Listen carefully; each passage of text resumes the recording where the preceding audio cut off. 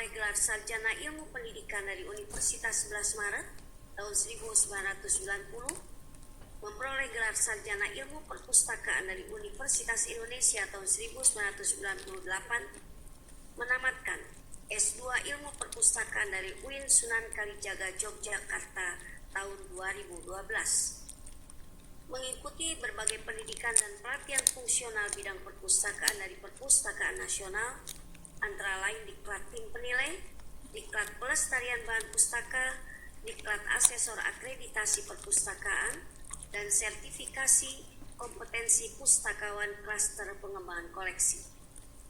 Jabatan yang pernah diduduki adalah sebagai pembantu pimpinan, asisten pustakawan, pustakawan pratama, pustakawan pertama, pustakawan muda, dan pustakawan ahli utama. Menghasilkan berbagai tulisan untuk kepentingan kedinasan di Dinas Perpustakaan dan Arsip Daerah DIY, berupa pedoman kebijakan, pedoman petunjuk teknis, peraturan daerah, peraturan gubernur, panduan, dan artikel-artikel baik yang diterbitkan di media massa maupun radio. Di samping itu juga menulis modul pembelajaran untuk jurusan ilmu perpustakaan UIN Sunan Kalijaga Yogyakarta. Menjadi pembicara dan narasumber pada tingkat nasional, provinsi, kabupaten, kota dalam bidang ilmu perpustakaan pada jenjang diklat, bintek, pelatihan, seminar, sosialisasi, konsultasi. Aktif dalam organisasi profesi Ikatan Pustakawan Indonesia DIY sebagai Ketua Umum dan juga organisasi Gerakan Pemasyarakatan Perpustakaan dan Minat Baca DIY sebagai Ketua 1. Menerima tanda penghargaan Karya Satya 10 tahun 2004, Karya Satya 20 tahun 2018 dari Presiden Republik Indonesia, dan juara 3 Lomba Pustakawan Berprestasi tingkat DIY.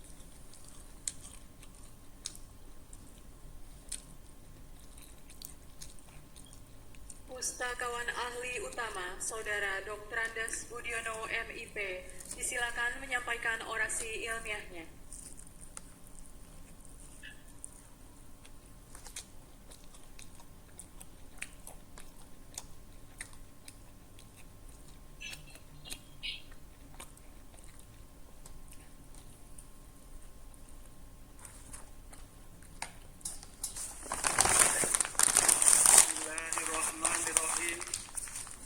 Assalamualaikum warahmatullahi wabarakatuh. Majelis Pengukuhan Pustakawan Ahli Utama yang mulia dan hadirin semua yang saya hormati. Pertama-tama, marilah kita panjatkan puji dan syukur kehadirat Allah Subhanahu wa Ta'ala karena atas rahmat-Nya pada kesempatan ini kita dapat berkumpul dan bertemu di tempat ini dalam keadaan sehat walafiat. Pada kesempatan ini pula, dengan kerendahan hati, izinkan saya menyampaikan pidato pengukuhan dengan judul Kompetensi Pustakawan tentang Sandi Asmo dan Sengkalan untuk penentuan nama pengarang dan tahun penulisan naskah kuno Jawa dalam pengelolaan bahan pustaka. Alasan saya memilih topik tersebut karena pengkatalog naskah kuno Jawa di perpustakaan hanya menguasai tentang naskah kuno, tetapi tidak menguasai standar pengolahannya. Sebaliknya, para pengkatalog yang menguasai standar pengolahan tidak menguasai tentang naskah kuno Jawa. Oleh sebab itu, pustakawan di bagian pengolahan bahan pustaka memerlukan kompetensi tambahan, yaitu sandi asmo dan sengkalan. Naskah kuno merefleksikan peradaban dan kebudayaan lokal yang pernah digunakan oleh berbagai etnis dan suku bangsa di Indonesia. Beberapa naskah kuno Jawa yang sangat terkenal seperti Negara Kertagama, Sutasoma, Serat Centini, Babat Giyanti, Serat Wulangreh, Serat Wedotomo yang tentunya memiliki kandungan nilai luhur tentang jati diri bangsa Indonesia. Majelis Pengukuhan Pustakawan Ahli Utama yang mulia dan hadirin yang saya hormati, agar koleksi naskah kuno yang tersimpan di perpustakaan dapat diakses dan dimanfaatkan oleh pemustaka, naskah kuno harus diolah terlebih dahulu sesuai dengan standar pengolahan bahan pustaka, yaitu standar klasifikasi dan pengkatalogan. Sebagai sebuah contoh pengkodean naskah kuno atau pengkodean atau call number untuk naskah-naskah kuno Jawa seperti yang ada di Keraton Yogyakarta, ini diberikan kode A, itu artinya naskah dadat. Kode B itu naskah serat. Kemudian kode C itu naskah agama. Kode D itu naskah labuan dan sebagainya. Selanjutnya di belakang kode huruf tersebut terdapat angka yang menunjukkan urutan penataan dirah. Misalnya A13 berarti naskah dadat pada urutan penataan dirah nomor urut 13. Majelis Pengukuhan Pustakawan Ahli Utama yang mulia dan hadirin yang saya hormati, dalam pidato pengukuhan ini ada dua hal penting yang dikemukakan terkait dengan pendeskripsian naskah kuno, yaitu penentuan nama penanggung jawab atau pengarang atau penyalin karya dan penentuan tahun terbit atau tahun penulisan. Mudah-mudahan gagasan yang ada di dalamnya menjadikan masukan bagi perpustakaan nasional dalam upaya peningkatan kompetensi pustakawan dan penyusunan regulasi terkait naskah kuno di Indonesia, terutama yang beraksara dan berbahasa Jawa. Permasalahan yang ditemukan dalam pendeskripsian naskah kuno, yaitu ketika menggunakan standar yang baku adalah kesulitan untuk menemukan nama pengarang dan tahun penulisan. Hal itu disebabkan dalam naskah kuno Jawa, nama penulis atau pengarang dan tahun penulisan sering tidak ditulis secara jelas. Nama pengarang sering disamarkan dalam bentuk sandi asmo dan tahun penulisan dalam bentuk sengkalan. Sandi asmo terdiri atas dua kata, yaitu sandi dan asmo. Sandi artinya kode, asmo berarti nama. Secara linguistik, sandi asmo berarti nama yang tersamar dalam bentuk kode-kode tertentu dalam sebuah karya sastra. Biasanya sandi asmo muncul dalam tembang mocopat atau lagu-laguan Jawa, puisi, dan karya sastra lain yang mengandung unsur seni sangat tinggi. Sengkalan merupakan penulisan angka tahun yang tidak menggunakan angka-angka tetapi dengan kata-kata atau lambang-lambang yang kadang-kadang sulit untuk diketahui. Naskah orasi ini bertujuan membantu para kataloger yang menemukan nama pengarang atau penanggung jawab karya pada naskah kuno dan tahun penulisan tersebut. Majelis Pengukuhan Pustakawan Ahli Utama yang mulia dan hadirin yang saya hormati, berikut sedikit penjelasan tentang sandi asmo dan sengkalan yang menjadi topik tulisan orasi saya.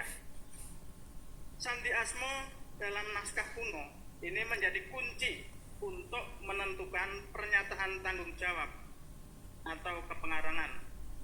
Seorang pengkatalog harus menelusuri dan membaca teks-teks naskah secara teliti dan cermat untuk menemukan pernyataan tanggung jawab atau pengarang atau penyalin. Pengkatalog harus punya kompetensi dasar pemahaman aksara dan pemahaman makna dari naskah yang diolah. Pernyataan tanggung jawab kepengarangan pada naskah kuno beraksara Jawa ditemukan dalam bentuk yang unik yang dinamakan sandi asmo. Sebagai ini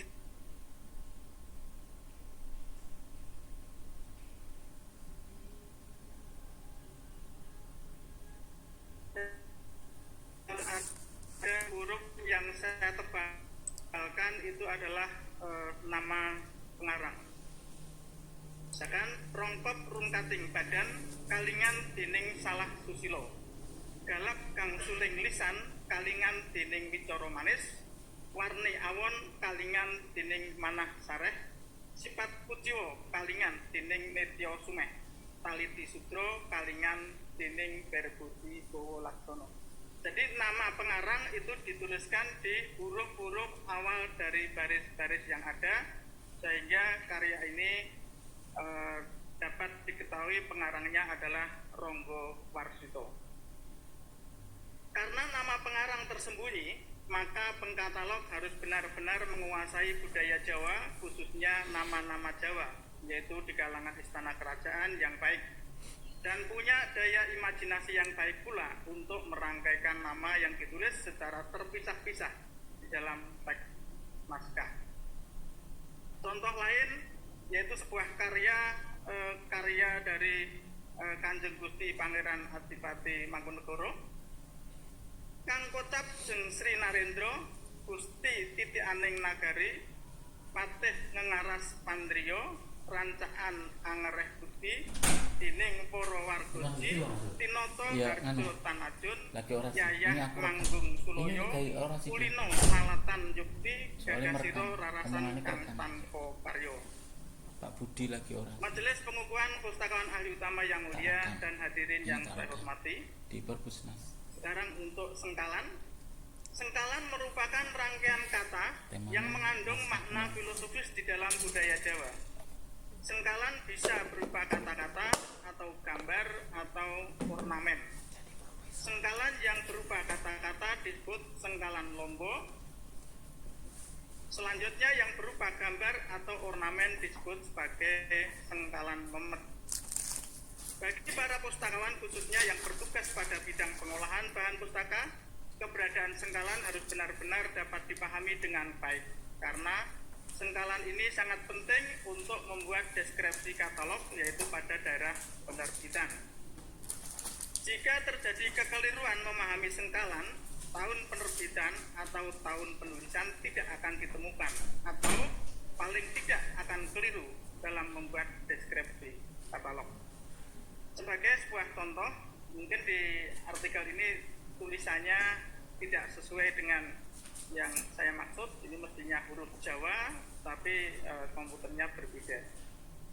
Misalnya sebuah naskah saya kutipkan kasrat rikolo go yo lopo. Secara transliterasi itu betul, tetapi maknanya berbeda. Jadi yang benar penulisannya adalah kasrat rikolo 1978.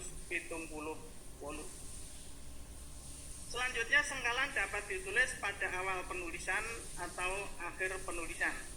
Jika pada awal kalimat didahului kata-kata amiwiti maniro nganggit sinengkala.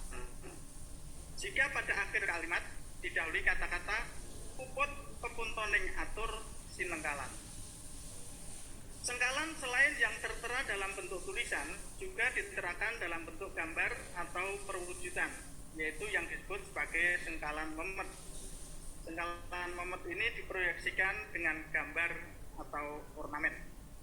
Majelis Pengukuhan Pustakaan Ahli Utama yang mulia dan hadirin yang saya hormati, sebagai kesimpulan pidato pengukuhan ini adalah bahwa penulisan naskah kuno Jawa memiliki keunikan tersendiri dalam pernyataan tanggung jawab, karya yang ditulis dalam bentuk santismo, dan tahun penulisan karya yang ditulis dalam bentuk sengkalan.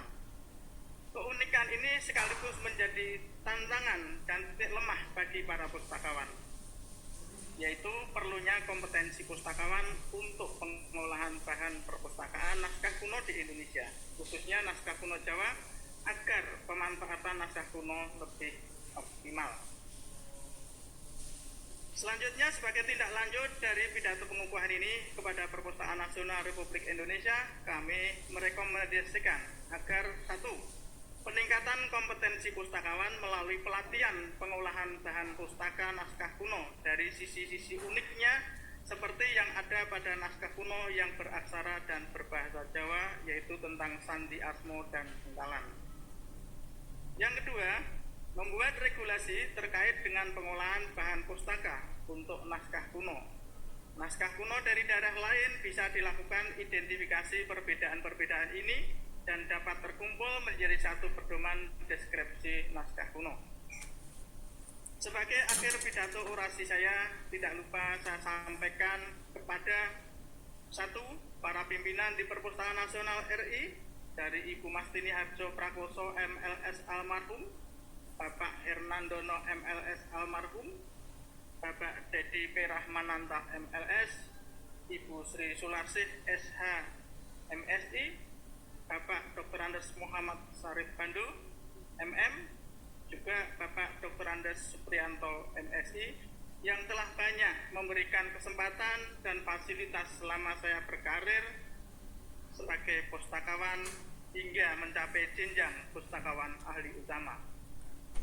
Selanjutnya, Pusat Pembinaan Pustakawan Ibu Dr. Opong Sumiati MSI beserta jajarannya yang telah memfasilitasi terlaksananya kelas ini. Yang kedua, saya aturkan terima kasih kepada Ibu DRA Titik Gesmiati M. Hum dan Ibu Insinyur Rohani Nani Rahayu MSI selaku pembimbing penulisan orasi yang telah meluangkan waktu di sela-sela kesibukannya untuk mencermati, mengkoreksi, dan memberikan masukan dalam penyusunan naskah orasi ini. Para pimpinan perpustakaan daerah Istimewa Yogyakarta dari Bapak Dr. Andes Haji Sungkowo Raharjo BPA SH MSI di tahun 1993 hingga Ibu DRA Monika Nurlahdiani MM pada tahun 2023 ini yang telah banyak memberi kesempatan dalam menjalani karir sebagai staf perpustakaan hingga mendapatkan jenjang pustakawan ahli utama. Saya sampaikan ucapan terima kasih juga kepada pustakawan jajaran perpustakaan lain, Pak Dr. Anda Supriyanto MSI, Ibu Dr. Anda Patmi, Bapak Dr. Andyo Yahyono MSI, Bapak Dr. Hasutono MSI, pasukan di daerah istimewa Yogyakarta, antara lain Bapak Dr. Andes Purwono MSI, Bapak Loso HS MSI, pakar perpustakaan kita, Bapak Dr. Ida Fajar MA.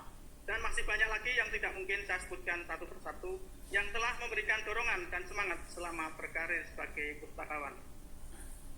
Terima kasih secara khusus teruntuk almarhum orang tua saya, Bapak Ibu Mitro Karsono, saudara-saudara sekandung, istri saya tercinta, DRA Sriwijayanti, dan keempat anak saya, Aditya Ananta Anissa Adika, yang telah menjadi penyemangat saya untuk berkiprah sebagai ASN perpustakaan. Semoga budi baik dari yang telah saya sebutkan di atas mendapat imbalan yang berlipat ganda dari Allah Subhanahu wa taala. Amin. Amin ya rabbal alamin. Semoga tulisan ini bermanfaat dalam penyelenggaraan perpustakaan. Wabillahi taufiq wal hidayah. Wassalamualaikum warahmatullahi wabarakatuh.